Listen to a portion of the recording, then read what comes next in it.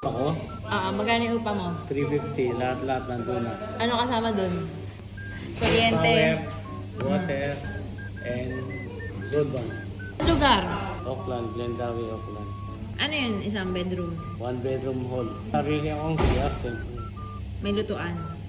Wala lutuan, makikishare ako sa kanila. Kahit pa sa taas. Ayun. Okay. So, isa ka lang na nakatira doon?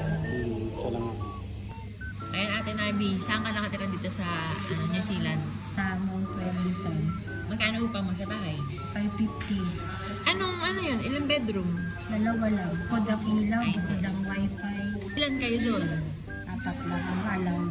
Nakakaipon ba kapag ganun? Hindi. Ano pag magastos ka pa?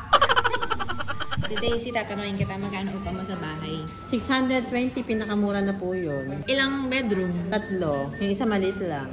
Tapos, isang lugar? Manaraywa. Magkano ang ban mo bago ka lumipat? Kulang 3,000 mga friend. Kulang 3,000? Oo, kasi 4 weeks ban yun. Bago ka malipat, may mga ganyang mga pagkakataon. Ito may interview ako dito. Oo, ganun. Kakaipon ba dito sa New Zealand? Pag isa lang ang nagkatrabaho, Patlan. ligwak. Oo. Pero kailangan dalawa, tulong-tulungan ganyan. Pero pagka konti. Very, very minimal. Matumal ang business. Anong upa mo sa bahay, te? Naka-flat kami. 900.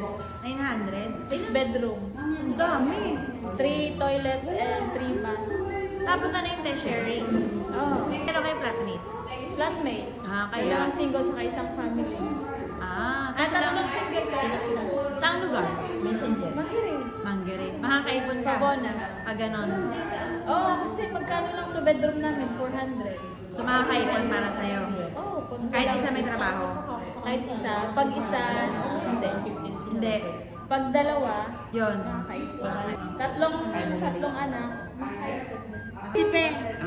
Magkano upa mo sa bahay? 750 po ang bahay ko dito. Nakaangat-angat mayaman.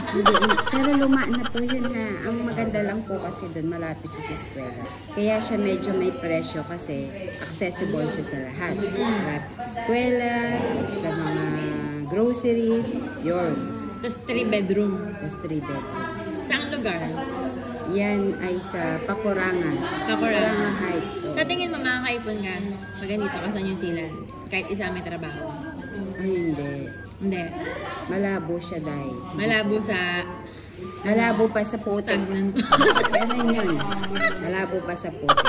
Oh, sorry. I think you're the wrong person. Because, you know, I'm not trending at the moment. And then, Might be, will be resumed soon. makakaipon ka ba? Wala akong ipon.